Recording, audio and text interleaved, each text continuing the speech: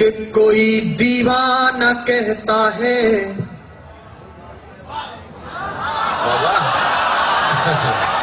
अरे दाद देनी है, खाज नहीं देनी है। सुनेगा, मस्ती के साथ सुनेगा। इसका वॉल्यूम बढ़ा दो भाई, मेरा कम है। कि कोई दीवाना कहता है, कोई पागल समझता है। नौजवान दोस्त मेरा साथ दें। मैं समझ गया कि तुम हो। कोई दीवाना कहता है, कोई पागल समझता है, मगर धरती की बेचैनी को बस बादल समझता है। क्या बात है। मगर धरती की बेचैनी को बस बादल समझता है। मैं तुझसे दूर कैसा हूँ, तू मुझसे दूर कैसी है। अब दिल धड़के तो उसे तालियों में बदलना। मैं तुझसे दूर कैसा हूँ, तू मुझसे दूर कैसी है। ये तेरा दिल समझता है या मेरा दिल समझता है।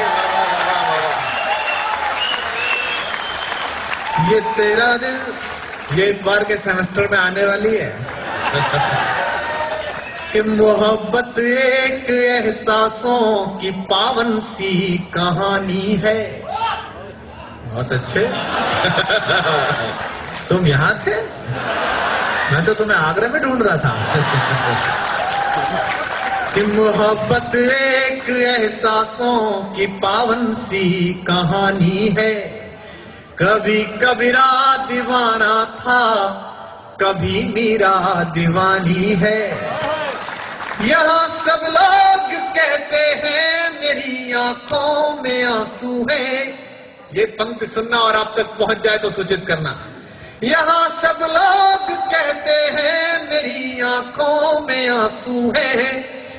जो तू समझे तो मोती है, जो ना समझे तो पानी है। जो तू समझे तो मोती है। और एक बात और ध्यान से सुनना, आप उस दौर में हैं जब आप विशिष्ट हैं। जीवन को इस तरह जीना कि कोई मिले कभी तो खुद से नजर मिला सको। गालिब ने कहा, यह गालिब का शहर है दिल्ली, किसी से मिलने पर शेर सुनना बड़े शायर का।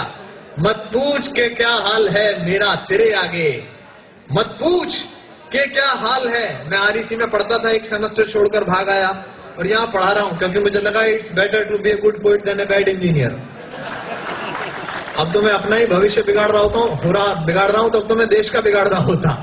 तब पंक्ति पढ़ता हूँ। गालिब ने कहा, मत पूछ के क्या हाल है मेरा तेरे आगे, तू देख के क्या रंग है तेरा मेरे आगे। क्या बात। तब पंक्तियां सुनना कि समंदर पीर का अंदर है लेकिन रो नहीं सकता।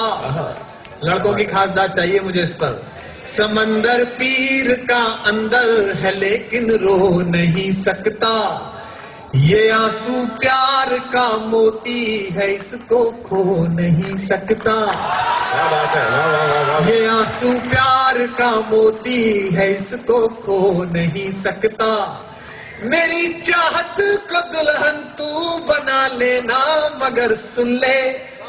और जो खुददार लोग हैं उनकी तालियां लहरती दिखाई दें। मेरी चाहत को अपना तू बना लेना, मगर सुन ले। जो मेरा हो नहीं पाया वो तेरा हो नहीं पाया। जो मेरा हो नहीं पाया। और एक मुक्तक और सुनिए, इसके बाद में कविता पढ़ता हूँ। प्रेम में, जैसा गजेंद्र सोलंकी ने बताया, भारत बड़ा हिपोक्रेट देश है। प्रेम हिंदुस्तान में एक ऐसा विषय है जिसमें केवल थ्योरी की क्लास चलती है। मैं आपको 4 पंक्तियां पढ़ा दूं, सुनेगा 4 पंक्तियां। और ये बिल्कुल मस्ती की पंक्तियां हैं। बरसों प्रेम लिखने के बाद यदि आप प्रेम करें तो क्या दिक्कत आती है देश में। सुनेगा कि भ्रमर कोई कुमुदनी पर, मस्ती के साथ सुनना और मैं जो सुनाना चाह रहा हूं वहीं पहुंचना, वरना स्लिप हो सकती है बात। भ्रमर कोई कुमुदनी पर मचल बैठा तो हंगामा। हमारे दिल में कोई ख्वाब पल बैठा तो हंगामा। अभी तक डूब कर मोहब्बत का। और प्रोफेसर्स की भी दाद चाहता हूं इन बच्चों के साथ। अभी तक डूब कर सुनते थे सब किस्सा मोहब्बत का, मैं किस्से को हकीकत में बदल बैठा तो हंगामा। मैं किस्से को हकीकत में बदल बैठा तो। एक प्यार की गीत सुनाता हूं, क्योंकि देखिए राजनीति की भाषा मुझ पे आती नहीं, और राजनीति की भाषा इतनी घटिया हो गई है कि हम बोल भी नहीं सकते। दिल्ली में अभी चुनाव हुए तो मेरे भाजपाई और कांग्रेसी दो दोस्त लड़ पड़े एक दिन शाम को डिस्को में। तो वो भाजपाई बोले काहे की सोनिया गांधी, सोनिया गांधी क्या किया तुम्हारी सोनिया गांधी ने देश के लिए? तो बच्चे ही तो पैदा किए। तो भाजपाई बोला और तुम्हारे अटल बिहारी वाजपेयी वो भी नहीं हुए। वो आपस में उनकी ऐसी भाषा हो गई। तो इस पर क्या कविता लिखते हैं? और अटल जी के लिए टिप्पणी की संदीप ने, मुझे अच्छा नहीं लगा। अटल जी 80 वर्ष के आदमी हैं, पूरे जीवन जिस आदमी को बहू नहीं मिली उसे बुढ़ापे में बहुमत मिला, ये उनकी खुद की उपलब्धि है। मुझे तो याद है अभी एक दिन अटल जी सोनिया जी के साथ सर्वदलीय मीटिंग में बैठे हुए थे, तो सोनिया जी ने कहा, अटल जी ये पाकिस्तान बहुत गड़बड़ कर रहा है। आप जानते हैं सोनिया जी बहुत अच्छी हिंदी बोलती हैं। जब वो हिंदी बोलती है मुझे पता नहीं बाँचें कहाँ होती है, लेकिन शरीर में खिल जाती हैं। तो बोली, अटल जी ये पाकिस्तान बहुत गड़बड़ कर रहा है, आप इस पर हमला कर दीजिए। अभी पिछले दिनों सोनिया जी राजस्थान में प्रचार में गई तो भरतपुर में तो चित्तौड़ के राजा की जय बुलवा दी और चित्तौड़ में भरतपुर वाले की जय बुलवा दी। वो पर्चा बदल गया था। तो किसी ने कहा, बोले मैडम ये तो गड़बड़ हो गई, आपने दूसरा राजा इस्तेमाल कर दिया। अरे बोले शट अप, जब मैं इटली से आके यहाँ राज कर सकती हूँ तो ये 300 किलोमीटर चल के राज नहीं कर सकता? क्या दिक्कत है इसमें? तो उन्होंने कहा कि अटल जी ये पाकिस्तान बहुत गड़बड़ कर रहा है, इस पर हमला कर दीजिए। तो अटल जी ने कहा, सोनिया जी आपकी ये बात तो ठीक है। तभी वहां टोनी ब्लेयर बैठे हुए थे। टोनी ब्लेयर आप जानते हैं ब्रिटेन के प्रधानमंत्री हैं, जॉर्ज बुश के छोटे वाले पामेरियन हैं। वो भी वहां बैठे हुए थे। उन्होंने कहा, नहीं अटल जी आप हमला मत कीजिए, आप बड़े भाई हैं, दक्षिण एशिया में शांति का संकट पैदा हो जाएगा। तो अटल जी बोले, टोनी जी आपकी ये बात तो ठीक है। तभी एक पत्रकार बोला था, आपकी समझ में नहीं आ रही है, इसकी भी ठीक कह रहे हो, इसकी भी ठीक कह रहे हो, आप तो कुछ कर ही नहीं रहे हो। बोले यार बात तो तुम्हारी भी ठीक। तो 27 दलों की सरकार चलानी है, तो मैं आपको राजनीति पे नहीं प्रेम पे कविता सुनाता हूं, क्योंकि प्रेम सफल हो जाए तो आदमी विवेक ओबराय हो जाता है, और असफल हो जाए तो सलमान खान हो जाता है। और मैं आप सबको विवेक ओबराय देखना चाहता हूं। अब आप भी क्यों ना हो साहब, वो स्त्री जिसके लिए वो दोनों पागल हैं, वो सुंदरी इतनी है, भगवान ने पूरी समर वेकेशन खराब करके बनाई है। मैं तो अभी कहाँ पढ़ाता हूँ कॉलेज में, तो मेरा एक विद्यार्थी आत्महत्या के लिए चढ़ गया। गाजियाबाद में हमारे यहाँ कौशाम्बी में 12 मंजिली इमारत है, ऊपर चढ़ गया। तो उसके उनका पिता का फोन आया, बोले सर चले आइए, आपका शिष्य बहुत परेशान है, आत्महत्या करना चाह रहा है। तो मैं गया, मैंने कहा अभिषेक बेटा नीचे आ जा, आत्महत्या मत कर, मैं तुझे वो नई वाली मोटरसाइकिल दिलाऊंगा, वो हुड़ी बाबा। बोला नहीं गुरुजी मैं कूद कर मरूंगा, मेरी बेइज्जती हुई है। अरे मैंने कहा नीचे आ जा, ओम व्यास और मैं अमेरिका जा रहे हैं इस बार स्विट्जरलैंड, तो मैं ओम व्यास की घरवाली के टिकट पे तुझे ले चलूंगा। बोला नहीं गुरुजी इसमें तो ज्यादा रिस्क है, मैं कूद के ही मरूंगा। तो मैंने कहा, मैंने मन रखने के लिए कह दिया। अरे मैंने कहा मैं कलकत्ता गया था तो वो ऐश्वर्या राय की माँ वृंदा राय मेरी फैन हो गई, मैं तेरी ऐश्वर्या राय से शादी करा दूंगा, नीचे आ जा। बोला गुरुजी ऐश्वर्या राय कौन है? मैंने कहा फिर तू कूद के ही मर जा।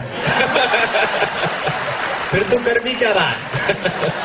मेरा कई बार मन करता है कि मैं गजेंद्र सोलंकी को उस वाली बिल्डिंग पर ले जाऊं, लेकिन डर ये है कि ये भी हो सकता है कि ये वहीं रहे और मैं नीचे आ जाऊं। ये शरीर का मामला है। तो मैं एक कविता सुनाता हूं आपको, मोहब्बत में सच की कविता, और इसमें दिल धड़के आवा मिले। पहली पंक्ति से जुड़िए, आपको मेरा नाम याद नहीं रहेगा, ये कवि सम्मेलन याद नहीं रहेगा, लेकिन इस कविता का शीर्षक पगली लड़की याद रहेगा। इसका एल्बम भी जल्दी आएगा, और इसे आप पहली बार मुझसे सुन लीजिए, अगली साल तक ये पहुंचेगी बात, आपको सुनेगा।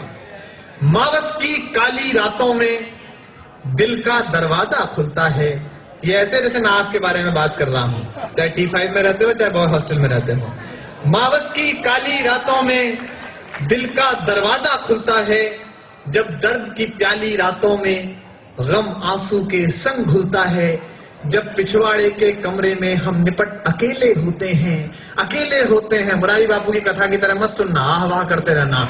जब पिछवाड़े के कमरे में हम निपट अकेले होते हैं, अकेले होते हैं, जब घड़ियां टिक टिक चलती हैं, सब सोते हैं, हम रोते हैं।